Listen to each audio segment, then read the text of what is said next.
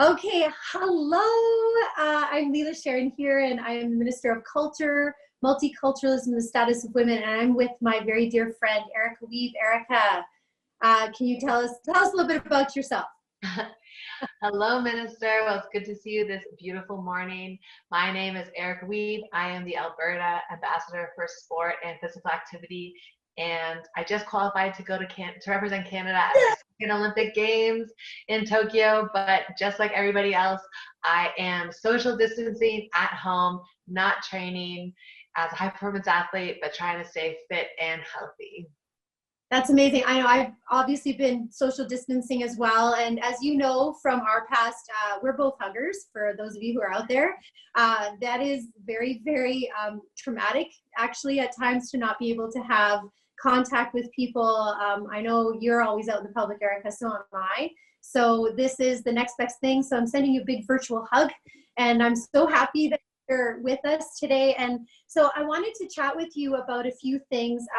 You were talking about your training and staying healthy and active, and it's one of the things that we've been talking about a lot with just people in general and trying to figure out in this new normal how it is that we stay healthy. And I wanted to talk with you a bit about mental and physical health, and because of physical distancing and social distancing, and it's really challenging for some of us. And it's challenging on a normal day, having access to everything. So I was wondering how it is being, without being in the community, how you're connecting, and if you have any suggestions about how we could stay active in our mind and our bodies, because Dr. Dina Henshaw was talking about how it is that we need to stay healthy and happy. So if you have any advice about that, we would love to hear from you about that. Yeah, I mean, it's really tough to adjust to the new normal. I know a lot of Albertans are at home right now. We are able to go outside if we maintain a good social distance from our neighbors or whoever we see on the streets. So my first recommendation is, a lot of people are not doing their daily commutes to work. And so once you wake up in the morning, you have your coffee, that's my priority too. But, instead of just doing your daily commute to like your living room table or to your home office, why don't you go out for a 10, 15-minute walk, bring the kids, bring the dog. And so, replace that morning commute with a morning walk to have some clarity, some sunlight, and get a fresh breath of air to start your day. And don't bring your phone. Crazy, I know, right? I think that's a first really easy solution to getting up and active is to just embed a walk or even a run first thing in the morning to get active. Sometimes I find motivation waning to get out of the door and to get to the gym, but I know once I put on my shoes and I'm out there, it feels amazing. So if you can just get over that hurdle and get out the door first thing in the morning, it's great. And if you want to be extra ambitious, do your morning commute and your afternoon commute back home. And so go for a walk kind of at the end of your traditional work day. There's also a lot of resources right now with local yoga studios, local spin studios, local gyms are doing online workouts live on Instagram, on Facebook, on Twitter, as well as on YouTube. So, if you ever wanted to try yoga or try a HIIT interval training class, or really just try anything, there's a lot of resources online. If you just literally go on your laptop or go on your phone, any type of device, and just Google live yoga, live interval training, live CrossFit. There's lots of home workouts right now that you can do in as little space. And I think that's a really great opportunity to try something new and to get active. And I think as an athlete, I know I have a really strict workout routine 365 days a year. And right now, all of my routines, all of my training have been canceled. And so I think, starting a routine at every day at 3 p.m. is your 1 hour to be active. That's the kind of discipline that is the differentiator for Olympic athletes. But I think for all Albertans, discipline is not something you just innately have. It's something you learn, something you develop. So it's possible. Yeah, this is why I love you, because you're so inspiring, and we know that you've had to be at home, that you haven't been able to train, and you're starting training here fairly quickly. So we're going to be hoping to see the work that you're doing so we can follow you on your journey to Olympics. because it is very motivating for us to see somebody like yourself who is managing under this situation. And one of the things we were talking about is about kids as well too. You talked about walking with the kids, social distancing.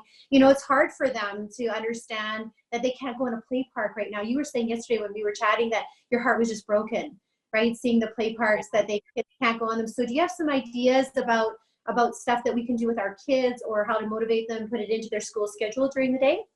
Yeah, that's a great question. I think, we see that the kids are not able to go outside to play with their friends.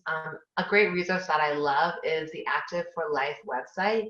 They actually have a drop-down tool menu that provides games and tools and physical literacy games for kids that are alone, that might be only children, as well as kids for games for kids in groups of 2, groups of 3, and whatever. And so they have a drop-down menu that you can look at based on age, based on skill you'd like to develop, and then there's lots of really fun games. And actually, I checked out their website today, and the first thing that popped up was like games that kids can play with a sock. So there was like sock baseball, sock basketball, soccer. And they can develop some skills alone. And I think, you may think, oh my God, soccer inside. All these parents are going crazy. But I think if you can, play with a little rolled up sock, it's relatively risk-free. So I think there's a lot of cool options on that website. Those of us who are Nerf nerds are going to be very happy for all of the stuff we have. My kids are all grown up, but I still have all that stuff. So I'm in. Nerf soccer in my house. I'm in. Nice. So as you were talking about this, like the social distancing and physical distancing is so challenging. We're struggling with a lot of things and mental health. And so I was wondering, like, because you have to deal with this in your competition and you have to deal with this every single day, would you mind sharing some of the mental work that you do around coping, not only being right now without your trainer in front of you, you're also training other youth. Can you talk a little bit about that and about the mental side of health and wellness and physical activity and how we can incorporate that into our daily lives at this point? Yeah, I definitely think, as an Olympic athlete, I've had to develop mental skills. I think, you need to be strong and fast and agile to be an Olympic athlete, but the biggest differentiator is that mental ability to manage stress, to manage, uncertain situations. And right now, the entire world finds themselves in a situation that, we don't know when the social distancing measures are going to end. We don't know when we can go back to normal. And that can be extremely difficult. And everybody's in such a different place. I mean, there's people who are at home in quarantine. There are people who are, having to maintain essential services and go to work every single day and manage that stress. And, I think we're all just very privileged to have, such an amazing community around us, and, to live in a world that, in a province and in a country that, is doing everything they can to support us. And I think that that's what brings me hope. And when I think about how I manage all these uncertainties as an Olympic athlete, there's 3 kinds of things that I try to control. And so the first one is easing back on certainty-seeking behaviors. So, as an athlete, I want to know everything. I want to know what time I'm starting at, who I'm wrestling, all of these things. And it can be a little bit overwhelming sometimes when you don't know all the answers. And right now, I know I check my phone like every second, what's the latest update? What are the latest numbers? And so easing back on the seeking behaviors, setting up times when you can go on social media, when you can look for information, staying informed, but that doesn't have to be every 10 seconds. You can give yourself timelines on, you check in the morning, you check at lunch, you check at the end of the day. And easing back on the certainty-seeking behaviors will allow a little bit of calmness and routine back in your day. I also think as athletes, we always try to control what we can control. We can't control, a lot of things right now, but you can control your physical wellness. You can control the routines that you put yourself in, and you can control your thoughts. And so really focusing on those things are great tools. And the final thing is, take back a little bit of control, make alternative plans, set up a little area in your home that you can be active, try something new, take back a little bit of control Maybe if that means making a healthy meal every single day, or setting up a time to FaceTime or video call someone in your network, or reach out to someone you haven't heard from in a really long time and connect with them. We're in a crazy time, and so now is the time to have courage and reach out to that person that you've missed in your life. For me, I bring a lot of skills that I do as an athlete into right now. I actually write a gratitude journal every single morning.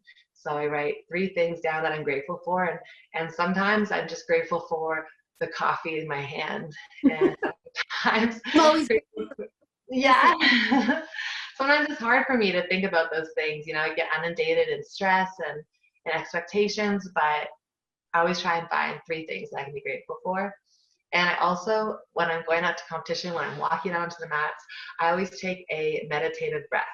And so for me, I stand up tall, I close my eyes, I take a deep breath in, and I let it all out. Let's do it together. Ready? Yeah.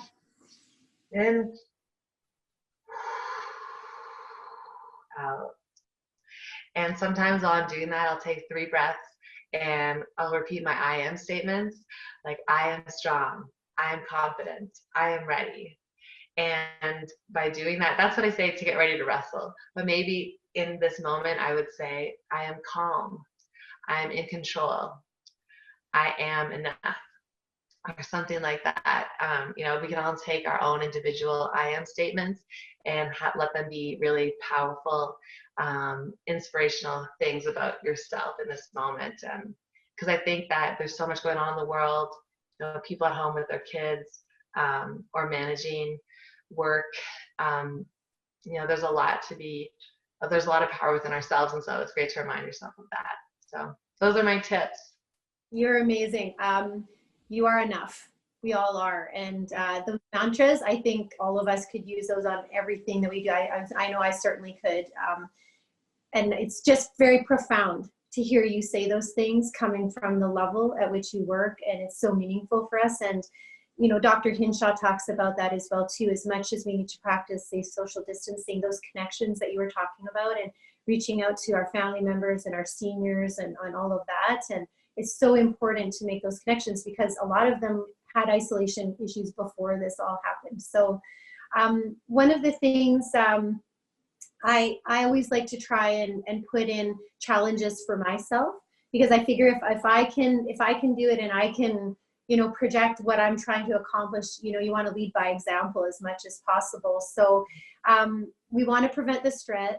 We want to be successful in that. And so give me some ideas on how we can stay motivated and stay moving and healthy. And what's your final say on all of that, Miss Eric, who we Yeah, well, I think something that is really simple is, trying to get in a 10-minute walk outside, whether that's in the morning or at the end of your day. Getting outside for 10 minutes is something that can have a huge impact on your physical and mental wellness. And so I think that's my first challenge to everybody. My second challenge is that, we're inundated with COVID-19 information, but every time you hear it or say it, do 19 exercises. Or maybe just once a day, do 19. Try and do 19 exercises of, whether that's 19 squats, 19 up in the air, down to touch your toes, or 19 jumping jacks. 19 of each or 19 of one? 19 once per day. That's manageable, I think. Accepted. Okay. And I'll videotape myself doing them and send them to you. And then, so we have a hashtag too. What is that? Yeah, it is #HealthyAtHomeAB is what I'm going to be using when I'm doing my home workouts. And I hope that, Minister, you will be able to join me virtually and showcase the type of things that you're doing. And I understand, we're at a little bit different levels of, just a little bit. So, manage whatever you can. I think, being in this together, connecting, it's been so great to chat with you this morning, and I look forward to you embracing the challenge. I will fully embrace this challenge. And I put out the challenge to everybody who is watching this, and to really make sure that you hashtag your workout, and so that we can see what you're up to, so that we join in a motivational group of people that are working together to support each other at this time. Erica, I love you. You know that. Thank you for everything you do, for being such an inspiration, for taking the time out of your busy schedule to do this with us. As we follow you towards the Olympics, thank you for keeping us motivated. And I look forward to chatting with you again. We'll have to catch up and see how everybody's doing on our hashtag. Yes, for sure. And I can't wait to see, we will get through this. There will be another side to this. And I think that sport will play such a vital component of our province's recovery. It brings people together, it provides hope. And so, start talking with your kids if you're at home in Alberta, what sports they want to try. Maybe it's wrestling, maybe it's, running or anything. Sports are a great opportunity to come together and to learn a lot of skills. So thanks for the opportunity to share some of my strategies and tactics, and be well as well. Be well.